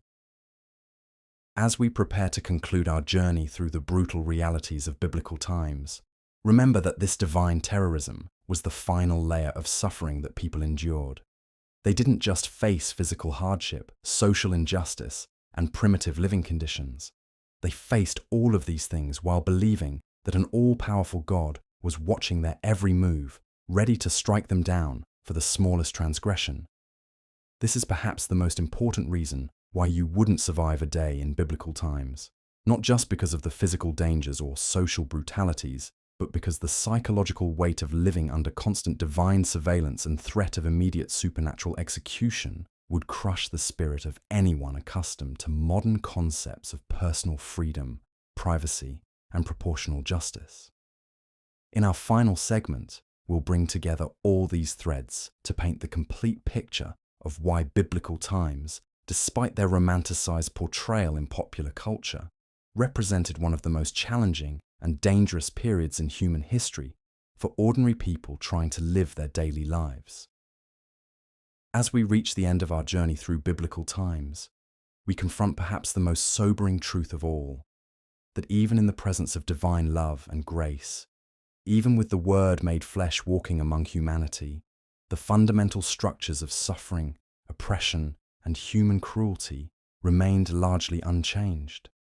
This final reality strikes at the heart of what it meant to live in those ancient days, when proximity to the sacred did not guarantee safety from the profane.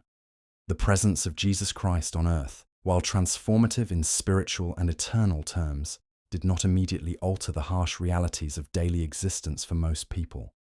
The Roman occupation continued with its brutal efficiency. Tax collectors still extracted crushing levies from the poor. Disease still ravaged communities without medical intervention. Natural disasters still struck with devastating force. The powerful still oppressed the powerless, and the wealthy still lived in comfort, while the masses struggled for basic survival. This paradox reveals something profound about the nature of that ancient world and the human condition itself. The kingdom of heaven that Jesus proclaimed was not yet the earthly kingdom that would eliminate suffering, injustice, and hardship. Instead, it existed alongside and often in direct tension with the kingdoms of this world, offering spiritual hope and eternal promise, while the temporal struggles continued unabated. Consider the disciples themselves, those closest to the source of divine power and wisdom. Even they faced persecution, imprisonment, torture, and martyrdom. Peter would be crucified upside down. Paul would be beheaded. Stephen would be stoned to death. James would be executed by Herod's sword. Their proximity to Christ did not shield them from the world's violence. If anything, it made them targets for it. The early Christian communities, despite their revolutionary message of love and equality, still had to navigate the treacherous waters of Roman politics, social hierarchies, and economic realities. They met in secret, faced constant threat of exposure and punishment, and struggled with internal conflicts over doctrine, leadership, and practice. The world had not suddenly become safe, or just because the Messiah had walked among them. This reality would have been particularly crushing for those who expected the Messiah to be a political liberator, someone who would overthrow the Roman Empire and establish an earthly kingdom where justice reigned supreme. Instead, they witnessed their hoped-for king crucified like a common criminal, his followers scattered and afraid, and the oppressive systems of their world continuing largely unchanged. The women of biblical times remained subject to patriarchal structures that limited their rights, freedoms, and opportunities. Slaves remained enslaved, though now they might be told that they were equal in the eyes of God. The poor remained poor, though they were assured that the kingdom of heaven belonged to them. The sick still suffered, though some experienced miraculous healing. The dying still died, Though death was now understood differently, even the miracles, powerful as they were, represented isolated interventions rather than systematic change. For every blind man who received sight, thousands remained in darkness. For every leper cleansed, countless others continued to suffer in isolation. For every dead person raised, multitudes stayed in their graves. The miracles pointed to a greater reality and hope. But they did not eliminate the fundamental hardships of life in that ancient world. The legal and social systems that we've explored throughout this journey, the harsh punishments, the collective responsibility, the religious extremism, the economic exploitation, all of these continue to function even as Jesus taught about love, forgiveness, and mercy. The Pharisees still enforced their rigid interpretations of the law. The Sadducees still collaborated with Rome for their own benefit. The scribes still burdened people with impossible legal requirements. The temple system still extracted wealth from the poor while enriching the elite. Natural disasters continued to strike with no warning and devastating effect. Earthquakes still toppled buildings and buried families. Floods still swept away entire communities. Droughts still brought famine and death. Plagues still ravaged populations.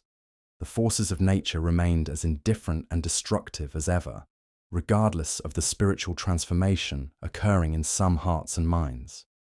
Perhaps most troubling of all, the religious establishment itself often became a source of persecution for those who followed the new way. The very institutions that should have recognized and welcomed the Messiah instead became instruments of oppression against his followers. Synagogues expelled believers. Religious courts condemned them, and temple authorities collaborated with secular powers to crush the movement. This reality helps us understand why surviving in biblical times would have been so challenging, even for believers. Faith might provide comfort, hope, and meaning, but it did not eliminate the need to navigate dangerous political currents, avoid disease and violence, secure food and shelter, and protect one's family from the countless threats that surrounded them. The spiritual victory was real and eternal, but the temporal struggles remained immediate and pressing. The transformation that Jesus brought was primarily spiritual and relational rather than immediately material or political. Hearts were changed, relationships were restored, hope was kindled, and eternal perspective was gained. But the external circumstances, the poverty, the oppression, the violence, the disease, the natural disasters, these continued to shape daily life in ways that would be almost unimaginable to us today. Understanding this helps us appreciate both the courage of those early believers and the true nature of the hope they carried. They chose to follow Christ not because it made their earthly lives easier or safer, but because they had encountered a truth and love that transcended their circumstances. They endured persecution, hardship, and death, not because the world had become a better place, but because they had found something worth suffering for. This is perhaps the most humbling aspect of our journey through biblical times. Even in the presence of perfect love incarnate, even with the promise of eternal life clearly proclaimed, even with miracles demonstrating divine power, the fundamental challenge of human existence in a fallen world remained unchanged. The kingdom of heaven was at hand, but the kingdoms of this world still held sway over daily life. For modern believers, this reality offers both challenge and comfort. The challenge lies in recognizing that faith does not exempt us from the struggles of earthly existence. Like our ancient predecessors, we must navigate a world that often operates according to principles antithetical to those of the kingdom of heaven. We face injustice, suffering, and loss just as they did, though perhaps in different forms. The comfort lies in understanding that we are part of a story that began long before us and will continue long after us. The early Christians who suffered under Roman persecution laid the foundation for a movement that would eventually transform the world, even if they didn't live to see that transformation. Their faithfulness in the midst of unchanged circumstances made possible the changes that would come later. As we conclude our exploration of life in biblical times, we carry with us a deeper appreciation for the courage, faith, and resilience of those who came before us. They lived in a world far harsher and more dangerous than our own, where survival itself was a daily challenge and where hope often seemed foolish in the face of overwhelming difficulties. Yet they chose hope anyway. They chose love anyway. They chose faith anyway. Their example reminds us that the measure of a life is not found in the comfort of one's circumstances, but in the response to those circumstances. They faced impossible odds with unwavering trust, endured unimaginable hardships with persistent hope, and chose costly love in the face of hatred and violence. They understood that while the world might not change around them, they could be changed within it, and that transformation could become a light in the darkness for others. In our own times of struggle and uncertainty, when the world seems unchanged, despite our prayers and hopes, we can draw strength from their witness. They remind us that significance is not measured by ease, but by faithfulness, that victory is not always immediate, but sometimes eternal, and that the kingdom of heaven, while not yet fully realized on earth, is nonetheless real and present among those who choose to live by its principles. The biblical world was harsh, unforgiving, and often seemingly hopeless. Yet from that world emerged a message of love, hope, and redemption that has echoed through the centuries and continues to transform lives today. Perhaps that is the greatest miracle of all. Not that the world was immediately changed, but that in the midst of an unchanged world, unchanged hearts could be transformed. And those transformed hearts could, in time, begin to change the world itself. So when we really examine the totality of life in biblical times, the inescapable conclusion is that modern Americans live in what would have seemed like an impossible paradise to people of that era. The very basics of our daily existence would have been incomprehensible luxuries to them. We turn a handle and clean, safe water flows endlessly from pipes. We flip a switch and darkness vanishes instantly. We walk into stores filled with fresh food from around the world, available year-round regardless of season or weather. We live in climate-controlled homes with soft beds, clean linens, and private bathrooms. We have access to medical care that can cure diseases that were automatic death sentences back then, and pain relief that would have seemed like divine intervention to someone suffering from a broken bone or infected wound.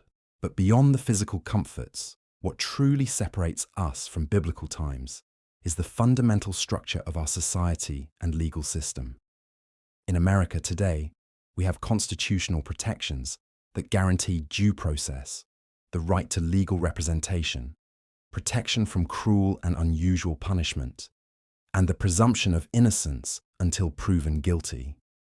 We have appeals courts, evidence-based justice, and proportional sentencing. We have child labor laws, workplace safety regulations, and social safety nets for the vulnerable. We have religious freedom that allows us to believe or not believe without fear of persecution or death.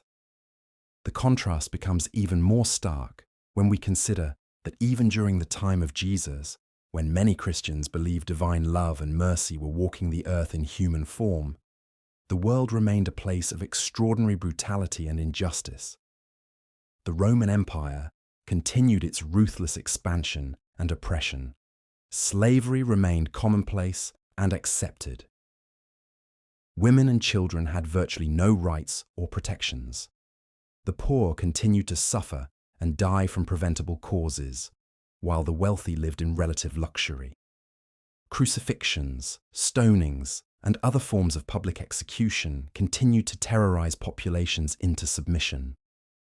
This reality challenges any romanticized notions we might have about biblical times being somehow more pure or righteous than our modern world.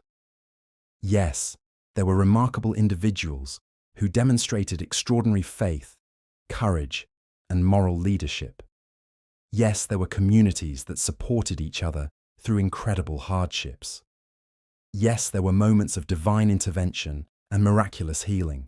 But these bright spots existed against a backdrop of systematic oppression, primitive living conditions, and constant danger that would break most modern people within days or weeks.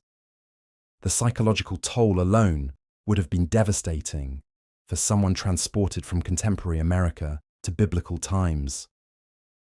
We're accustomed to feeling safe in our homes, confident that our legal system will protect us from arbitrary punishment, secure in knowing that medical help is available when we need it, and comfortable with the idea that we can speak our minds without fear of violent retribution. Suddenly finding yourself in a world where any of these assumptions could be shattered without warning would create a level of anxiety and stress that would be difficult to endure. Moreover, the social isolation would have been crushing.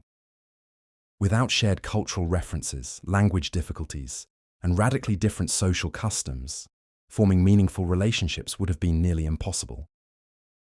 The communities that did exist were often bound together by shared suffering and mutual dependence for survival rather than common interests or compatible personalities.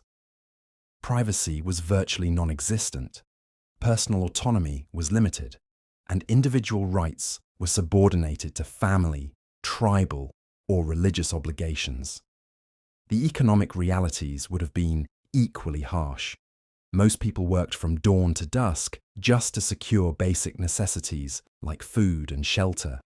There was no concept of leisure time, vacation, or retirement.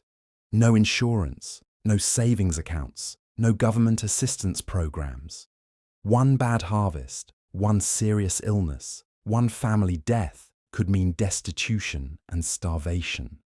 The idea of pursuing education, developing talents, or following personal interests was a luxury available only to the wealthy elite. Even the spiritual aspects of life, which many people today find comforting and uplifting, were often sources of additional fear and anxiety in biblical times. Religious observance was mandatory, not optional. Breaking religious laws could result in exile, physical punishment, or death. The concept of a loving, forgiving God was revolutionary, precisely because it contrasted so sharply with the harsh, punitive religious systems that dominated most societies. People lived in constant fear of divine judgment, supernatural punishment, and spiritual contamination. The environmental challenges would have been relentless. No weather forecasting meant that storms, droughts, and floods arrived without warning. No pest control meant that locust swarms, rodent infestations, and disease-carrying insects were constant threats. No pollution controls meant that air and water quality were often dangerously compromised. No fire departments meant that fires regularly destroyed entire neighborhoods or towns. When we consider all these factors together, it becomes clear that survival in biblical times required not just physical toughness, but also psychological resilience, social adaptability, and spiritual fortitude that few modern Americans possess. We've become accustomed to comfort, safety, and predictability to such a degree that we often take these blessings for granted. We complain about minor inconveniences that would have seemed like trivial problems to people facing the daily struggle for survival in the ancient world. This comparison isn't meant to diminish the real challenges and struggles that people face today, nor to suggest that modern life is perfect. We still have poverty, injustice, disease, and suffering in our world. But the scale, intensity, and universality of hardship in biblical times was so much greater that it's difficult for us to fully comprehend. The progress we've made in medicine, technology, law, and social organization represents thousands of years of human effort to create a more just, safe, and prosperous world. So the next time you complain about slow internet, traffic jams, or waiting in line at the grocery store, remember that you're living in what biblical peoples would have considered paradise. You wake up each morning knowing you probably won't die from a simple cut, won't be stoned for accidentally breaking a religious law, and won't watch your children perish from diseases we now prevent with simple vaccines. Your biggest legal worry might be a speeding ticket, not being executed for picking up sticks on the wrong day. The harsh reality is that even with Jesus walking among them, biblical peoples faced a world where survival was never guaranteed, where justice was swift and brutal, and where divine wrath could strike at any moment. They lived under oppressive systems that valued conformity over individual rights, where questioning authority could mean death, and where natural disasters were seen as divine punishment rather than explainable phenomena. Today's world isn't perfect, but we have something biblical peoples could only dream of: the reasonable expectation that we'll live to see tomorrow. We have hospitals instead of hoping for miracles, courts instead of mob justice, and social safety nets instead of relying solely on divine providence. Modern life's greatest gift isn't just our technology or comfort, it's the fundamental security that allows us to plan for the future, rather than simply pray we survive another day.